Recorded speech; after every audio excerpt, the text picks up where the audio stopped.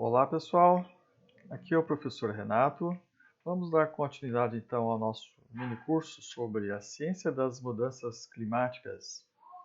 Nessa parte, vamos olhar então as aplicações dos modelos climáticos, como que eles podem ser usados então como uma ferramenta para olharmos aí as projeções climáticas futuras.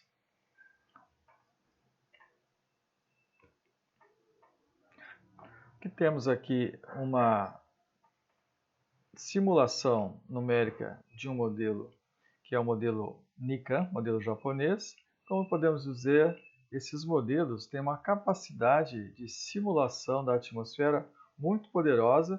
Isso tem a ver então com a capacidade dos seus supercomputadores na simulação de detalhes que envolvem então, como por exemplo está mostrado aqui, as nuvens. Esse outro modelo, o modelo da NASA, mostra aqui a simulação das concentrações de CO2 na atmosfera e mostra então que temos aí uma representação muito boa aí dos transportes e da dispersão desses gases na nossa atmosfera. Tudo bem, esses modelos são então integrados numericamente em supercomputadores. Nós vimos, né, que esses modelos podem ser usados então, né, para olhar o clima em suas várias instâncias. Neste caso aqui, o modelo foi usado para avaliar o efeito da inclusão dos gases do efeito estufa. Então, fisicamente, se nós fizermos uma comparação, né, aí dos valores observados, representados aqui por essa curva escura, e comparar com duas simulações, uma sem os gases do efeito estufa e outra incluindo os gases do efeito estufa, nós podemos ver que somente quando incluímos os gases do efeito estufa é que conseguimos representar o clima como foi observado. Muito bem, então, uma das aplicações dos modelos climáticos é avaliar, então, processos físicos que estejam ocorrendo. Uma outra aplicação importante é olhar, então, os cenários futuros. Aqui nós estamos olhando os cenários futuros de temperatura. Como sabemos, nós podemos ter cenários mais otimistas ou cenários mais pessimistas. Aqui nós temos aqui o número de modelos que foram usados no painel climático do IPCC, do último relatório, relatório número 5. Podemos ver, então, que nos cenários otimistas nós temos uma pequena variação de temperatura e nos cenários mais pessimistas um aumento aí que pode chegar a 4 graus em média, seria então o cenário RCP 8.5. No caso das temperaturas e também no caso do gelo marítimo do Ártico, nós vimos que o gelo marítimo do Ártico está diminuindo e as projeções, nós temos então projeções que são projeções otimistas, em que teremos aí um pouco de gelo ainda no Ártico aí nos anos futuros, mas uma projeção aqui que para 2050 poderemos ter aí uma completa degelo do Ártico. Nesses cenários, né, então nós temos aqui os cenários, os mapas de cenários mais otimistas em termos de variação de temperatura e os mais pessimistas. Nós temos aqui as escalas de variação de temperatura. Podemos ver que nos casos mais pessimistas, podemos ter temperaturas maiores do que 4 graus aqui na região da América do Sul, aí para o final do século, comparado então com as temperaturas aí dos anos mais recentes. No caso da precipitação também, nós temos cenários aqui mais otimistas com menores variações em termos de precipitação, né? Quantidade de chuvas. No caso mais pessimista de variação, podemos ter regiões áridas mais áridas ainda e regiões úmidas mais úmidas ainda. No caso aqui a gente pode ver inclusive na região, né, do El Niño, mostrando que possivelmente teremos aí uma frequência maior de fenômenos El Niños.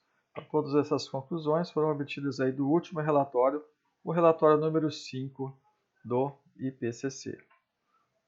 Então, nós podemos, né, ter cenários otimistas, cenários médios e cenários mais pessimistas.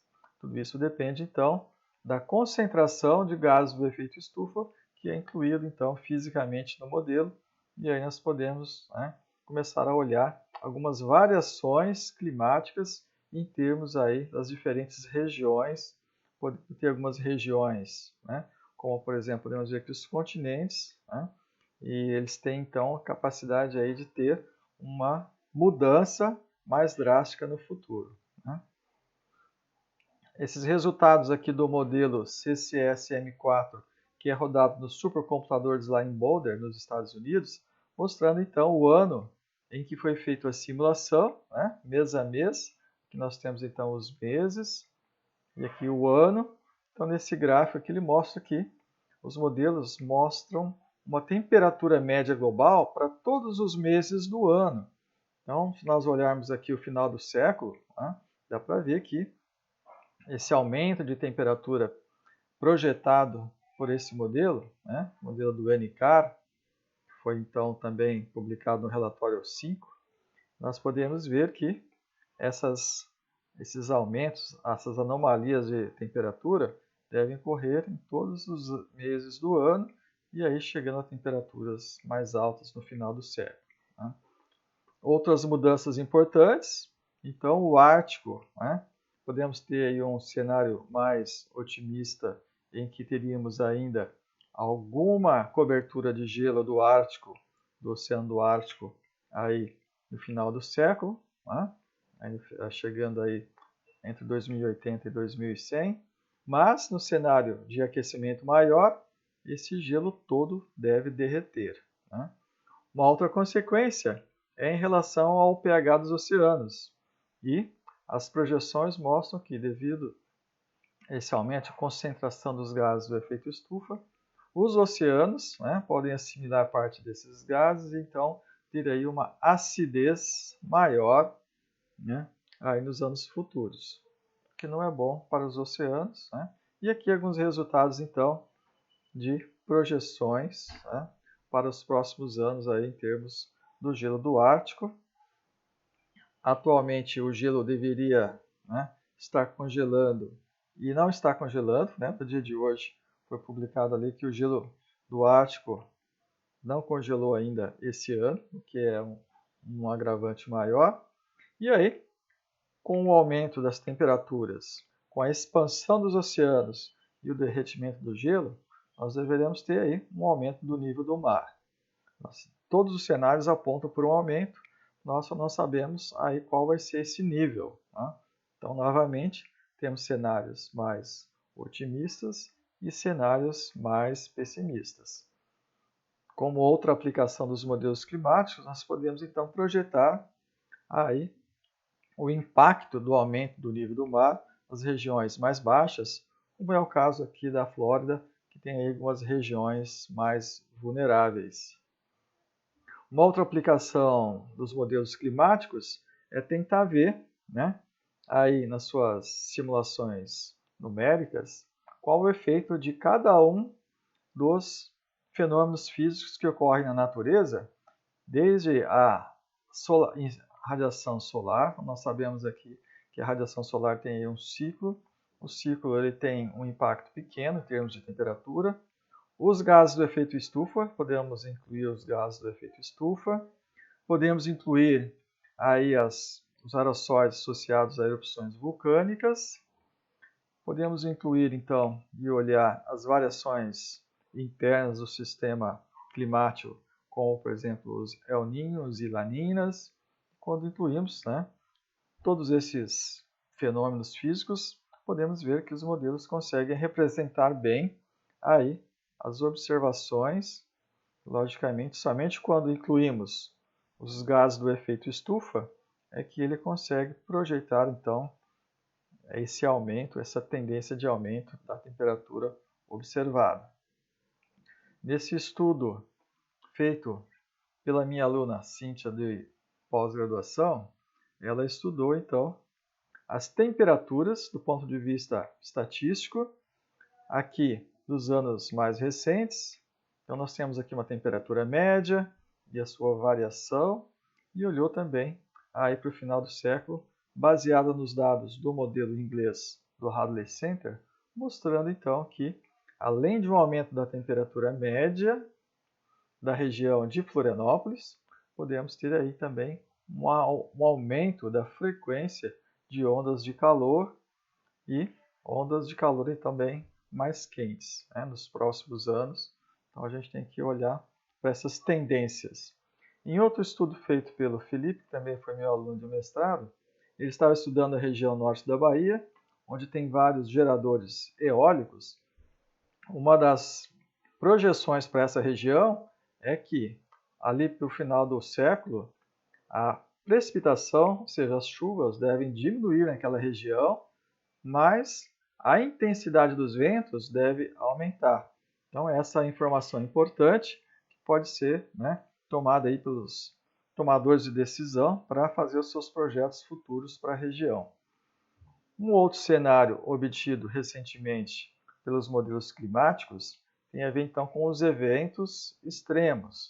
Então, os cenários de clima, né, estão forçados aí com o modelo europeu, né, o modelo do Hadley Center, para um modelo climático regional, mostra então mudanças, né, um aumento na frequência de chuvas intensas aqui na região mais ao sul e um aumento do número de dias secos consecutivos na região nordeste. Então, algumas tendências climáticas poderão ocorrer aí para o futuro.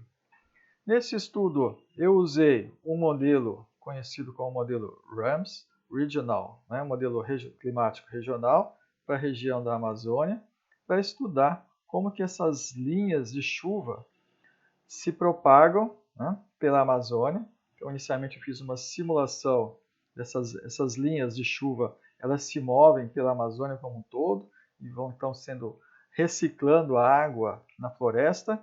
Um dos objetivos desse estudo foi usar este modelo para estudar aí os cenários futuros de desmatamento. Aqui seria o desmatamento da floresta em verde.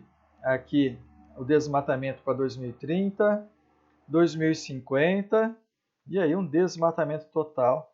Então a gente simulou, né, aí esses cenários e o seu clima, né, e dá para ver que começa a ocorrer uma diminuição das chuvas, principalmente do lado oeste da Amazônia, né?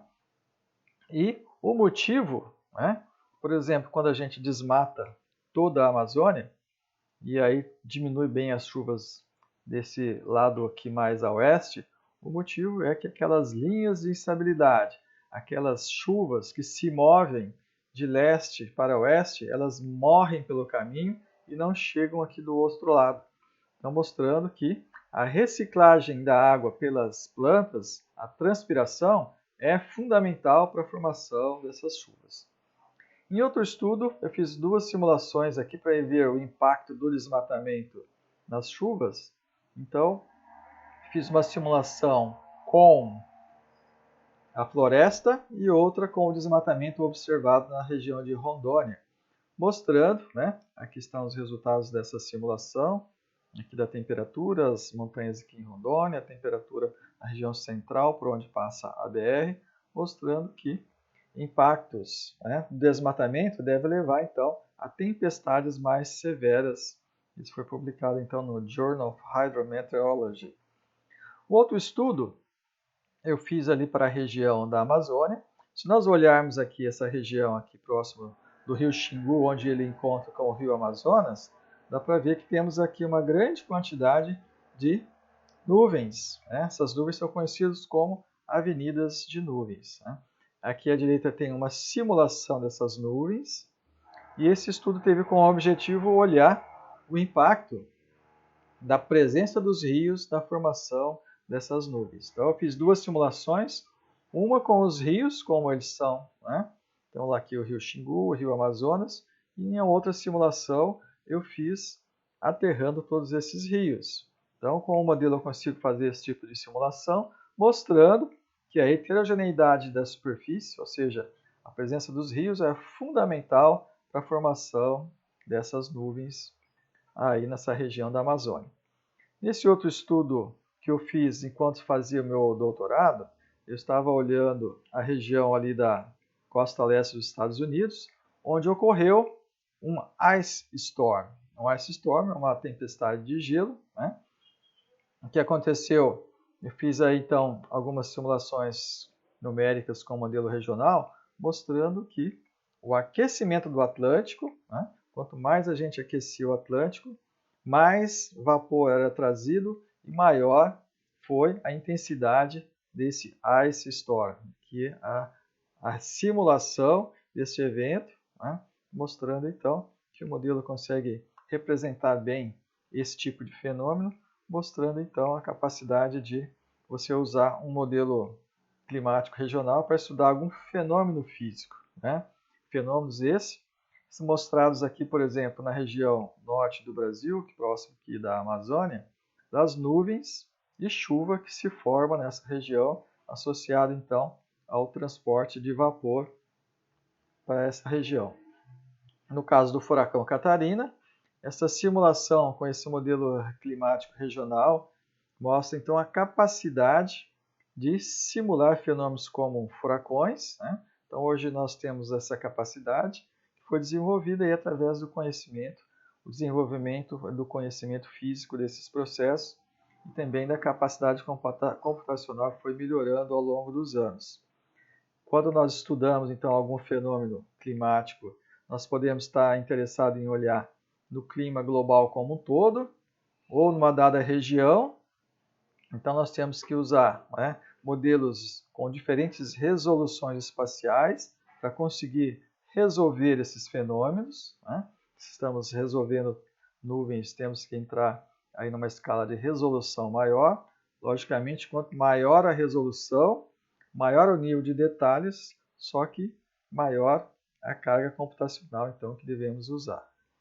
Nós estamos usando aqui na UFSC atualmente um modelo conhecido como modelo OLAM, Ocean Land Atmosphere Model. Esse modelo tem a capacidade então de simular com melhor resolução uma região de interesse. Nesse estudo nós fizemos então um estudo para olhar os cenários regionais, né, aí de precipitação para os anos futuros, com a partir do aquecimento dos oceanos, nós podemos então fazer essas simulações e olhar, né, os seus resultados. Aqui para as chuvas, mostrando então uma diminuição de chuvas para essa região aqui do Nordeste, um aumento para a região mais ao sul, e aí, no final do século, mantém-se esse cenário, mas com algumas mudanças, principalmente nas regiões costeiras, né, aqui para o norte do Brasil e para o sul do Brasil, mostrando então a capacidade de você regionalizar alguns detalhes do clima futuro. Aqui os cenários também obtidos com o modelo OLAM para a temperatura. Podemos ver então que os modelos, né, estão mostrando aí um aumento de temperatura para a região aqui central do Brasil, da ordem, né, de 4 até 5 graus em alguns locais, né? E um pouco menor aqui na região sul, mas um cenário de aquecimento em todas as regiões. Os ventos devem se tornar também mais fortes, a maior parte das regiões aqui a leste mostrando aumento da intensidade dos ventos. E aí, para finalizar então, né, é o que nós podemos pensar em termos de futuro, pensar então nas energias renováveis, né? Energia eólica, energia solar. Então a matriz energética precisa mudar, né? Não dá para manter como estamos, né? As casas, né, e cidades, precisamos pensar em cidades mais inteligentes e aprender um pouco mais com os habitantes que estavam aqui, né, morando já desde milhares de anos em grande harmonia com a natureza, né? Então, sustentabilidade, ok? Muito obrigado. Aqui fica o meu contato. Se quiserem então me contactar, fiquem, né, à vontade e aí poderemos então manter contatos para futuros trabalhos. Obrigado.